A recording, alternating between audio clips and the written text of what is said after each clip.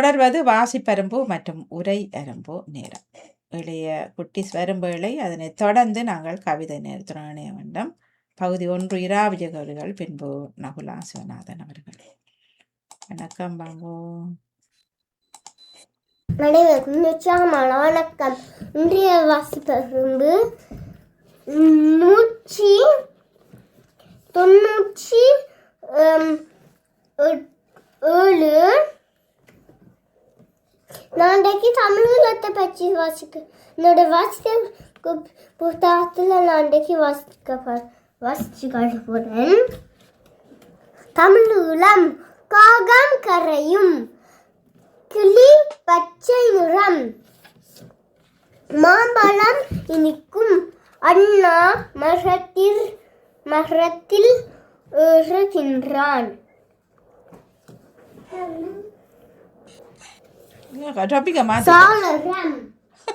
தமிழ்ல சொல்லிட்டு இத மாத்திட்டார். பெரிய நகரம். பம்பரம் விடுகின்றார்.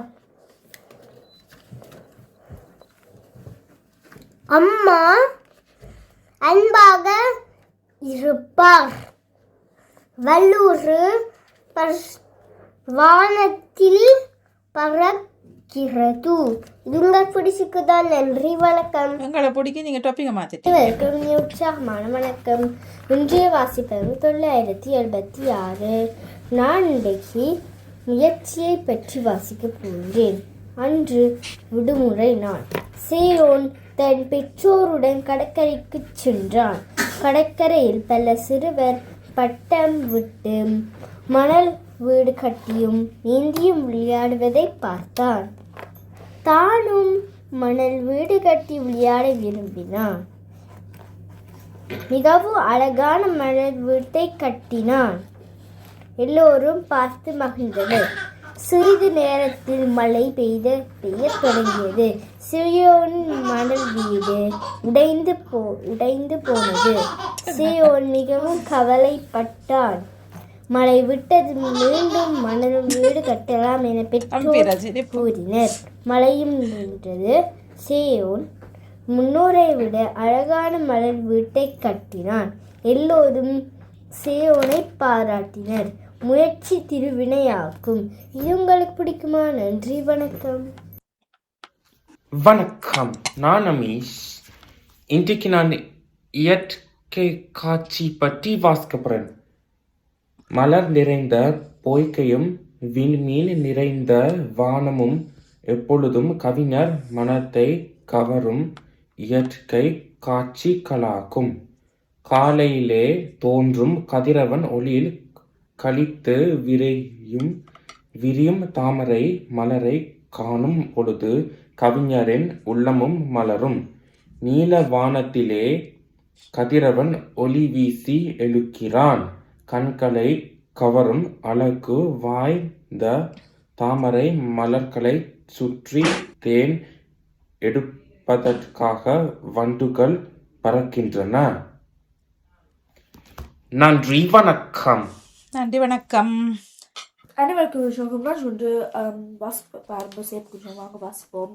ஒரு கிராமத்தில் தென்மொழி என்ற சிறுமி வாழ்ந்து வந்தாள். அவள் மிகவும் அன்பானவள்.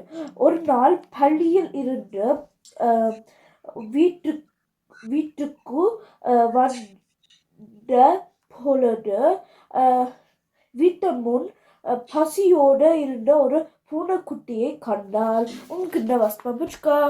வணக்கம். வணக்கம், நான் அமீ. நன்றி, வணக்கம்.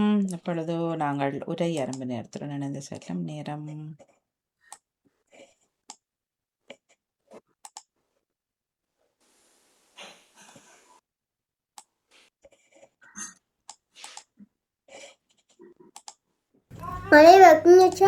வணக்கம்.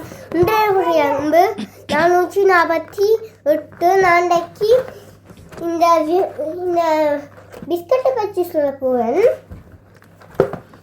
இது நியூட்ரெல்லா பிஸ்கட். எல்லோருக்கும் கூடுதலாக பிடிக்கும். இதுக்குள்ள 15 பிஸ்கட்கள் இருக்குது. இங்க பாருங்க. இந்த பிஸ்கட் இது நாங்கள் கஃபூர்ல வாங்கினாங்க. இது 330 கிராம் இருக்குது. இது நியூட்ரெல்லா.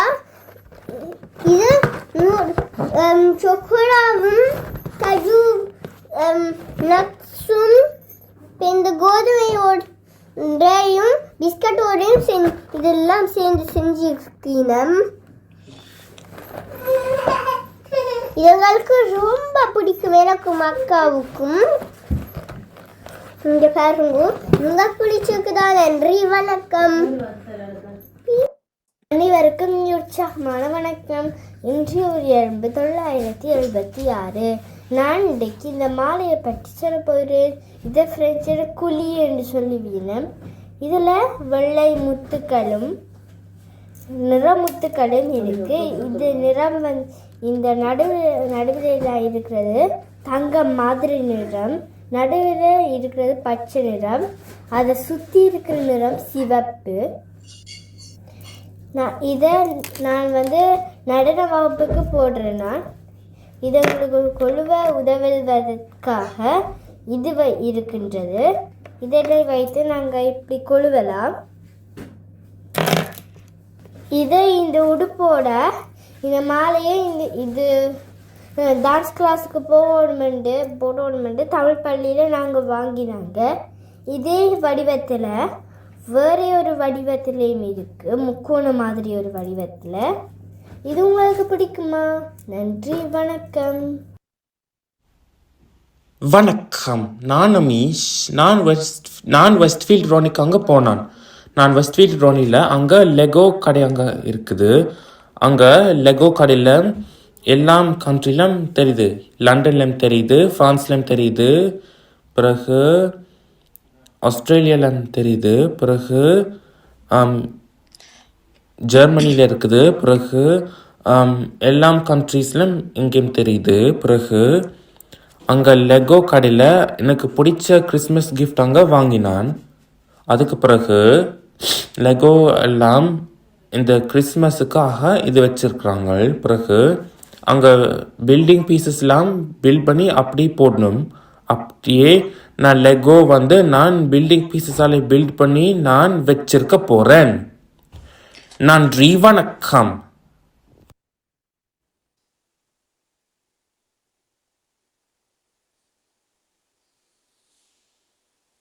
எனக்கு சொக்கராஜ்குரு ஒரு எம்சப்ரோம். நான் இந்த டீப்பட்டி பற்றி தான் பார்க்குறேன். இதில் ஒரு பாக்கெட்டை வருது, இதில் பட்டு வருது. இந்த டீப்பட்டியில் இது லாஸு என்று சொல்லி ஒரு கம்பெனியால் செய்யப்பட்டுள்ள.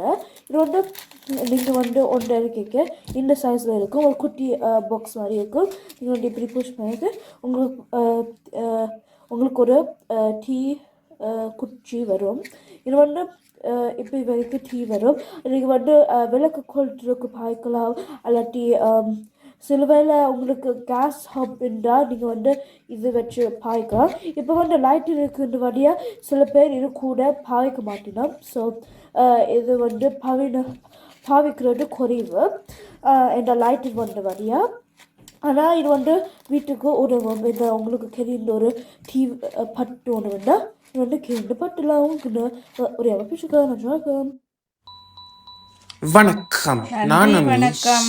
நான் சிறப்பு பிரான்ஸ்ல எல்லோருக்குமே இனிய வாழ்த்துக்கள். அதில் அமிஷுக்கு சிறப்பான வாழ்த்துக்கள். ஏனென்றால் எந்த இடத்திலும் எந்த இசைகளும் போடாமல் அந்த ஆக்கத்தை தந்திருந்தீர்கள். அமீஷ், தொடர்ந்து கொள்ளுங்கள். நன்றி, வணக்கம். சரி, வாருங்கள். நால்வருடைய ஆக்கங்களும் பார்த்து கேட்டுக்கொண்டிருந்தேன். வாசிப்பெரும் உரையாறும்போது அந்த நால்வருக்கும் சிறப்பான வாழ்த்துக்கள். அந்த தீப்பெட்டியை நான் கனகாலம் காணையில கண்டிந்த இப்பதான் பார்த்தேன் முதல் தரமா. அப்படியா? இங்க நாங்கள் பாவிக்கிற நாங்கள் லைட்டரில் அந்த அடுப்புக்கு பத்து வைக்கிற மற்றதான் வச்சிருக்கிறோம். கூடுதலா தீப்பெட்டி இல்லை. இந்த இங்கே எல்லா கடையிலையும் இருக்கு. கடைகள்ல நான் பெருசா பார்த்த மாதிரி இல்லை. இருக்கும், ஆனா பெருசா இல்லை. அப்ப இந்த கனகாலத்துல மெழுதிரி எல்லாம் பார்த்துதான் நீங்க இதுல லைட்டர் லைட் அந்த இதுல அந்த குசினிக்கு அந்த அடுப்பு பத்து வைக்கிற அந்த இதுல ஓகே சொல்றேன். ஓகே. இங்க எல்லா அது கடையிலையும் இருக்கு. லைட்டரும் இருக்கு. லைட்டர் மேல லைட்டர் வச்சுக்கிறேன், மேல 10 லைட்டர்ல தண்டுவேன். இங்க இதுல செய்யும். ஆ, ஆ. தீப்பெட்டி ஓகே. குறைவு. நான் முந்தி ஆரம்பத்துல பார்த்து பாவிச்சுனாங்களாம், அப்புறம் இல்லை. இப்ப கொஞ்ச காலமா துப்புரவா நான் பார்க்கவே இல்லை. ம் ம் தீப்பெட்டி பற்றி கொண்டு வந்திருந்தார். மற்றது இவைகள் 2 பேரும் இந்த ஆக்கங்கள் தமிழ் இளமன்னு சொல்லி போட்டு வேற ஏதோ எல்லாம் வாசிச்சேன். நாளைக்கு அந்த மாத்தி புத்தகத்துல பிளேட்டை தமிழ் மாத்திட்டார். இளமன்றது தெரியல. ஓ, அதுல வேற ஏதோ வாசிச்சு கொண்டிருந்தேன். அத்மிகாவும் வாசிச்சு கொண்டா எல்லாரும் சிறப்பான வாழ்த்துக்கள். இல்லை 3 பேருக்கும் 4 பேருக்கும் சிறப்பான வாழ்த்துக்கள். சிறப்பு. நன்றி. வணக்கம். நேவிஸ் பிலிப்ஸ் அவர்கள், ரோஜினி. வணக்கம் வாணியக்கா. வணக்கம். உங்ககிட்ட சிரிப்புத்தான் பெருசா வந்தது. உரியரம்பு வாசி பெருமை செய்த எல்லோருக்கும் வாழ்த்துக்கள். அமிர்தான் அது புத்தகத்துல வாசிச்சவர். அதுல ஒவ்வொரு சொல்லுகளாத்தான் கிடக்கும். முதல்ல ஒரு சொல்லில கிடக்கும், 2 வசனம் சொல்ல சேர்த்து ஒரு வசனம் மாதிரி அப்படித்தான் நான் அந்த வாசிப்பு புத்தகம் வார சனிக்கிழமை வாசிப்பு சோதனை. இல்ல அவர் சொன்னது தமிழ் இளமன் தான் சொன்னாங்க. கேட்டனா அதுல முதல் சொல்லுவானேக்கா தமிழ் இளமன் கிடாக்கு. அவன் அதான் போய் பார்த்தேன் புத்தகத்தை எடுத்து, அதுல தமிழ் இளமன் கிடாக்கு. அந்த புத்தகத்தை வாசிக்க போறேன்னு சொல்றதுக்கு பதிலா தமிழ் இளம் பற்றி வாசிக்க போறேன்னு சொல்லி இருக்கிறேன். அதான் நானும் யோசிச்சேன், இதுல கேட்காது நான் இவன் தமிழ் இளமன் சொல்றானே என்ன வாசிக்க போறான்னு. இப்ப ஏன் அதையும் இதையும் சேர்த்து அதுக்கு சம்பந்தமே இல்லையே. சொல்லு தமிழ் இளம்பாணியக்கா. அடுத்தது 2 சொல்ல சேர்த்து ஒரு வசனம் மாதிரி அந்த வாசிக்கிறதுக்கு ஏற்றது போல ஒரு 3 சொல்ல சேர்த்து ஒரு வசனம் மாதிரி. இப்ப முதல் தமிழ் இளமண்டா வேற ஒரு சொல்லு மயில் அகவும் மயிலோர் அழகான பறவை. அப்படி வேற சொல்ல அப்படி வசனங்கள் சேர்த்துதான் எனக்கு ஒரு 6 வசனம் வருகுது நினைக்கிறேன் ஒவ்வொரு வாசிப்புக்கும். அதான் அது வேற சொல்லுதான் அதுல போட்டுடாக்கு. ஒரே சம்பந்தப்பட்ட சொல்லு போட்டிருந்தா ஒரு பிரியோசனமா இருந்திருக்கும். தமிழகம் மயில் பட்டம் விட்டான் பந்தடித்தான் வேற. அதுதானா மாத்தி விட்டார்கள், என்ன பண்றது. அதுவாணி சாந்தினி துரியரங்கன் சென்ற வாரம் செவி கண்டது போல புதிய கல்வி முறைகள் பல வந்து விட்டன. அதை நீங்க போய் ட்ரைனிங் எடுத்தாதான் உங்களுக்கு தமிழ் படிக்க விளங்கும். ட்ரைனிங் அண்ட் இல்ல, சில பள்ளிக்கூடங்கள்ல சில ஆசிரியர்கள் ஊர்ல எத்தனை வரைக்கும் படிச்சன்றதும் அதை நினைச்சாலும் அவங்களை சிரிப்பாரு. முழு பேரும் பாத்தியார் தான் இப்ப இங்க. உண்மையில அவர்களுக்கிட்ட உண்மையிலேயே அந்த திருக்குறளையோ அதையோ கொஞ்சம் அந்த அதிகாரத்துல எத்தனை இருக்குன்னு கேட்டாலே சில பேருக்கு தெரியாது. வரைக்கும் தெரியாது. அவர்களை எல்லாம் தமிழ் படுத்துக்குள்ள ஆசிரியரா என்ன செய்யறது. இங்க ஒரு இங்க பட்டம் எடுத்திருக்கும். முதல்ல ஏஎல் எடுத்து இங்க அடுத்த பட்டம் ஏஎல் படித்து அடுத்த பிஏ அது செய்திருக்கணும் நினைக்கிறேன். அடுத்து அதான் சும்மாக்கள் எல்லாம் இங்க படிப்பிக்கலாம். இப்ப இங்க அந்த ஆசிரியருக்கு ஒரு இது இருக்குது. அந்த ஆசிரியர் அமர்வுகளுக்கு போக வேணும். அந்த இதெல்லாம் படிச்சு அதுக்கு ஒரு பட்டம் தமிழ்னா நாங்க ஸ்பெஷலா செய்து அதை கொண்டு எடுத்திருந்தா தான் இங்க படிப்பிக்கல. இது சுவிஸ்ல இருக்குன்னு நினைக்கிறேன் நான். அப்படி ஒரு இது கிளாஸ் கோர்ஸே இருக்கணும். ஆனால் இங்க எனக்கு தெரியல, இங்க இருக்கிறேன் தெரியாது. ஆனால் நான் அறிஞ்ச ஒரு 4-5 பேர் இருக்கிறோம். பாவமா இருக்கும் பிள்ளைகள நிலைமை. சரி, நன்றி.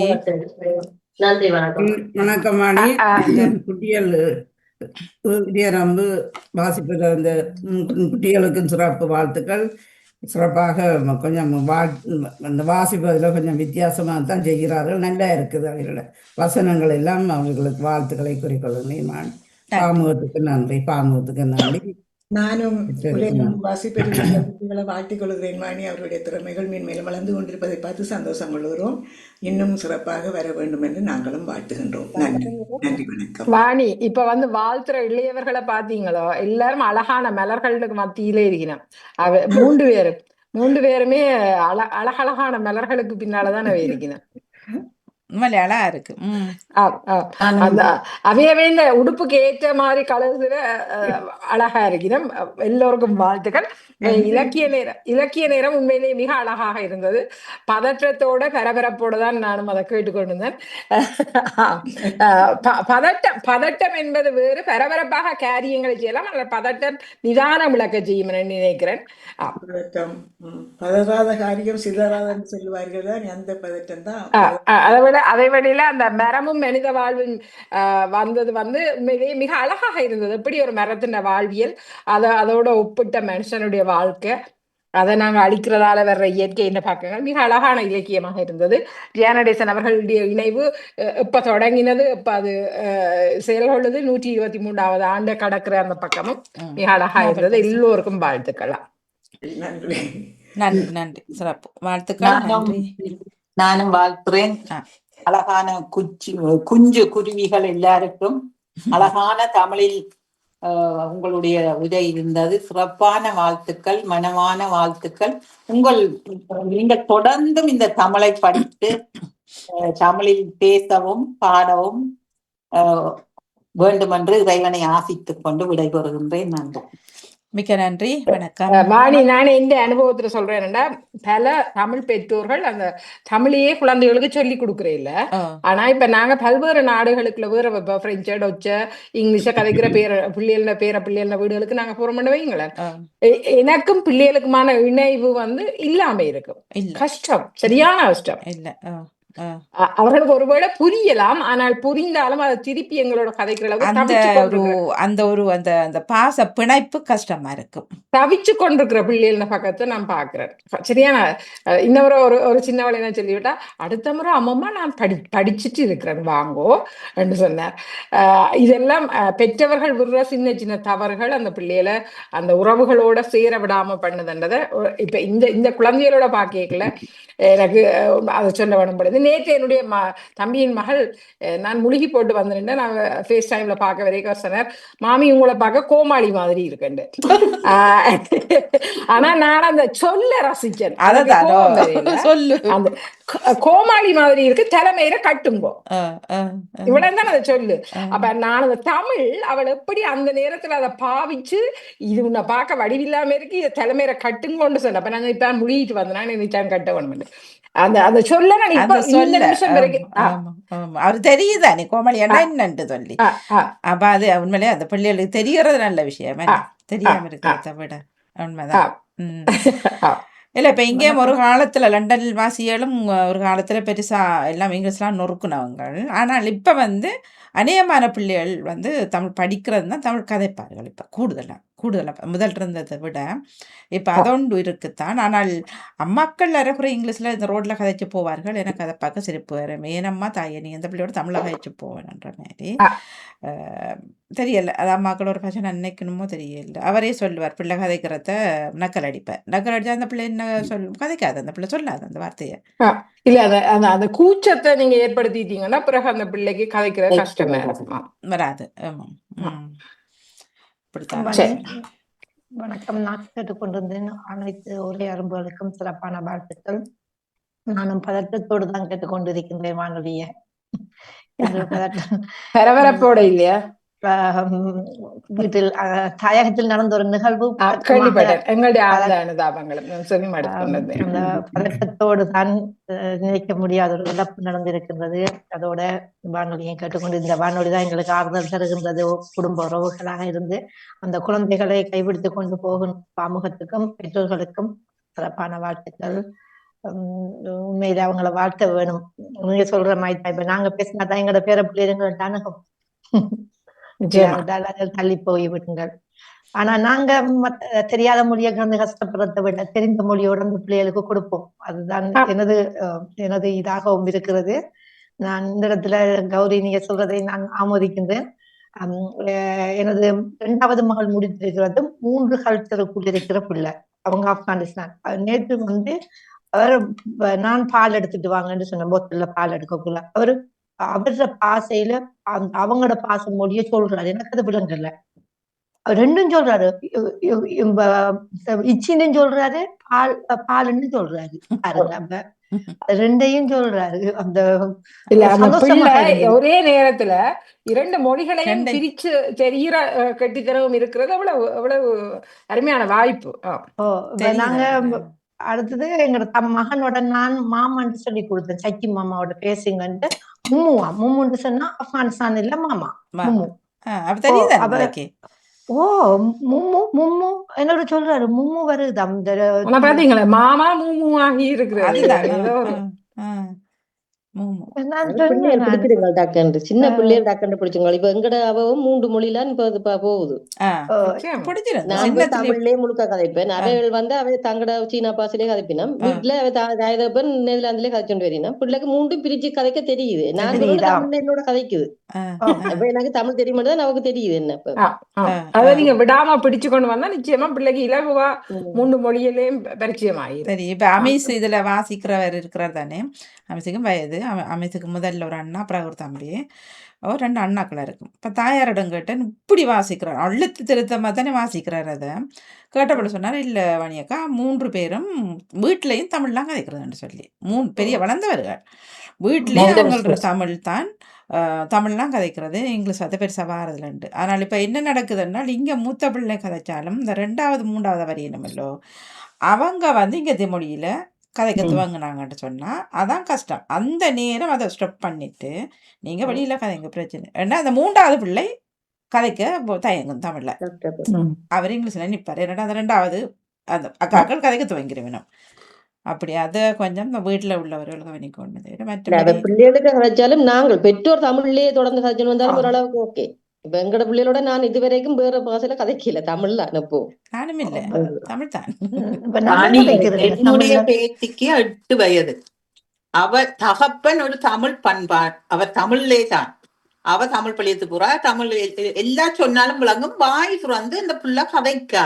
அன்றைக்கு அதை உங்களுடைய ஹஸ்பண்டோட நான் கதைச்சிருந்தேன். அவ வாய் துறந்து தமிழ் கதைக்கிறாவில்ல, என்னமோ தெரியல கதைக்கிறாவில்ல, பள்ளிக்கூடத்துக்கு போறா, டெஸ்ட் எழுதுறா இல்லாஞ்சு. அன்றைக்கு நான் பள்ளிக்கூடத்துல இருந்து கூப்பிட போறேன்.